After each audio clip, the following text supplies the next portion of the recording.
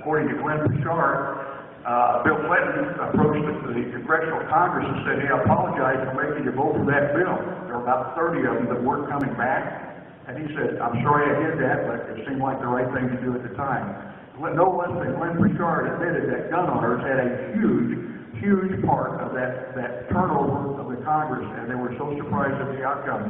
Matter of fact, Bouchard here in Wednesday, July 16, 2003, you can probably find the paper on the internet, said that we just lost control of Congress after 40 some odd years, and Clinton comes in and apologizes to the caucus for forcing us to vote on it. Anyway, amazing chain of events. So what does that mean to you at this particular point? I told you this story simply because I wanted you to know that some of us have been here before, all right? In my day, if two gun owners got together over coffee down at Hardee's or whatever, they called us a militia. You remember those days? We were demonized by being called a militia, and I was way too old to do any fighting and running in the woods at that particular time, but that was the word they used. Now, I would remind you that a militia is a constitutionally authorized and approved method for citizens to come together to protect their community and their nation. That's so important to understand this. I'm going to repeat this again. A militia is simply a constitutionally authorized and approved organization for citizens to come together and protect their community and their nation. Sounds kind of like a tea party, doesn't it? Am I right there? Okay. Now, I'm going to say to you two things here that I don't care if you remember the rest of this or not, if you don't, but two things I want you to remember. Don't for one minute estimate the effect you're having on government. It took gun owners in 1994, actually 10 full years probably, to see the full effects of what we've done at that time. And my guess is that the efforts of the Tea Party right now, even though you can see some progress, we'll probably be 10 years down the road if we live that long before we'll really know what we've done, how good we've done. And don't for 1 minute buy into the liberal media lie that you're alone and you're out of the mainstream of America. We are the mainstream of America. Thank you very much.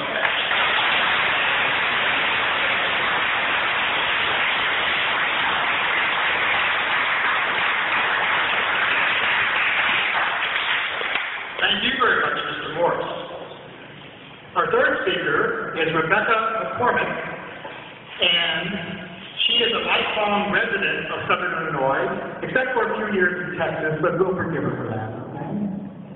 She now works as a prosecutor for the state of Illinois, and she lives in Mount Vernon with her husband, Paul. And this is something she wrote in an email, and so good and so appropriate for this meeting. I want to quote it exactly, please, okay? Quote, we hope to pass on a strong and free United States to our 6 grandchildren, unquote. And I'm sure that everyone here hopes you do, Ms. McCormick, okay? Let's welcome Rebecca McCormick.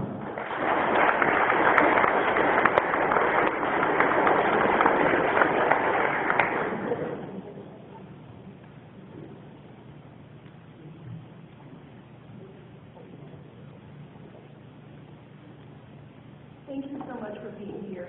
And thank you, Mr. Morrison and Mr. Scott, for very informative speaking. I hope you will forgive me for being an attorney. I can remember that when I was walking Jurassic Park, I felt very threatened because everybody in the theater cheered when the T-Rex ate the attorney. That was a breaking moment for me. Anyway, what I want to talk to you about is something that happened to me in Israel in 1996. And it has bothered me for 15 years, and now, 15 years later, you all get to scratch my itch. Let me give an answer to a question I was asked. Well, on January 20th, 1996, the Palestinians were getting ready to vote in their first election. They were going to elect a president and legislators. They had 700 candidates for the legislature. And they were everywhere. There were big, cheesy, political signs everywhere, and people on the corner handing out cards, 700 of them. And I will tell you that even though the signs were in Arabic, there's just something that's always the same about a political ad. Bitter, cheesy smile, same food. Anyway, of the 88 seats that these 700 people were running for, 3 were given to Christians and 1 was given to the Samaritans. Running against Yasser Arafat, believe it or not, was a woman. She was a 72-year-old social worker named Samika Khalil. She didn't have a chance. But voter turnout topped 70%. They really wanted to have their say. They were motivated. Now, Amy Carter, the daughter of our former president, was a UN poll watcher. The reason I know that is because I was coming out of this little diner where I'd had lunch in East Jerusalem, and she was getting ready to go in with her UN entourage. And I felt real sorry for her because I knew what she was going to get to eat. There is only so much potatoes floating in saffron that an American can take. Anyway, it was a memorable trip. Like, for instance, when I was at Qumran in the desert, I was walking along and I saw this man in a trench coat. And I looked at him and he caught my eye, and then he flung open his trench coat, and I thought, oh no! But that's not what he flung it open for. He pointed to his Uzi right here, and he went, okay. It was Israeli security. I want to tell you that Israelis are a free people, and they live as free people despite nearly daily terrorist attacks. And they are impressive. But the thing that troubled me was this. I was in Jerusalem in the old city at the marketplace, and I wanted to find some Malachite beads. So I went and found a shop that had Malachite beads. And the proprietor was a young man. He was about 35. He was dressed in blue jeans and a plaid shirt.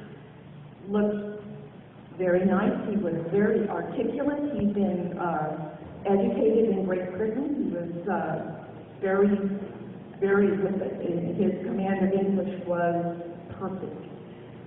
So we got to talking about what I did, and we got to talking about the United States and crime and punishment in this country, and our moral decline, which I couldn't deny. I mean, the movies we export to the rest of the world really gives them a bad impression of us. So we talked very seriously, and he seemed like he was a kind and very sincere man, and he was really communicating to me his concerns. But he said, at the end, he said, I want to ask you, don't you think the problem with the United States is that you have too much freedom? And it just, I didn't have an answer. It just flummoxed me. And all I could do was say, well, maybe perhaps, and take her my beads and leave. And then on the plane home, I started mulling that question over, and I've been thinking about it for 15 years, and I've been disgusted with myself because I didn't have an answer for that man, and I want to give an answer to that man today. I also want to ask the question, why would he, as a follower of Islam, why was this a burning question for him? Why did he ask the question? Well, my first thought on the flight home was the quote from Patrick Henry, "Give me liberty." Yeah, most Americans would say that, yeah. And then I started thinking, well, all right, what is freedom? So I went and looked at the Declaration of Independence. We hold these truths to be self-evident, that all men are created equal. That they are endowed with their Creator with certain unalienable rights, that among these are life, liberty, and the pursuit of happiness, and that to secure these rights, governments are instituted among them. So that's not me, okay? Then I looked at the UN, Universal Declaration of Human Rights, which was done in 1948. And there's no mention of a creator being the source of our life in that declaration. Article 3 merely says everyone has the right to life, liberty, and the security of person. But we, and this is important, we are founded on the principle that individual liberty is a gift of God, a gift of the Creator, and that government only exists to secure that right. We need to remember that. And then I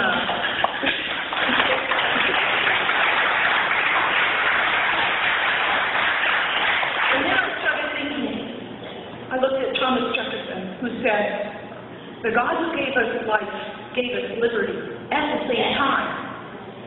To be free is what it means to be made in the image of God. Too much freedom, therefore, is a nonsense statement. It's like having too much sight or too much hearing.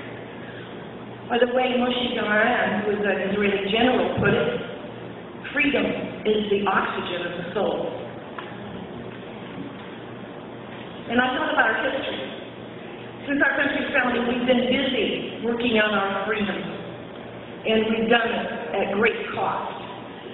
For instance, 150 years ago, and 3 days, General Beauregard fired on Fort Sumter, and the Civil War began. And we worked out that issue of slavery and states' rights at great cost. Freedom isn't something that's just static. You have to work it out every day. We started with things like women's suffrage, women voting, and we started with polygamy and prohibition and abortion and flag burning and prayer in school and use of drugs and religious rights and eminent domain recently. I'm not saying it's right. And rights to privacy. And most recently, we have struggled over whether the Westboro Church can demonstrate at soldiers' funerals. This is a struggle for freedom, and it's not a long struggle. It is a struggle, though, and it's very costly.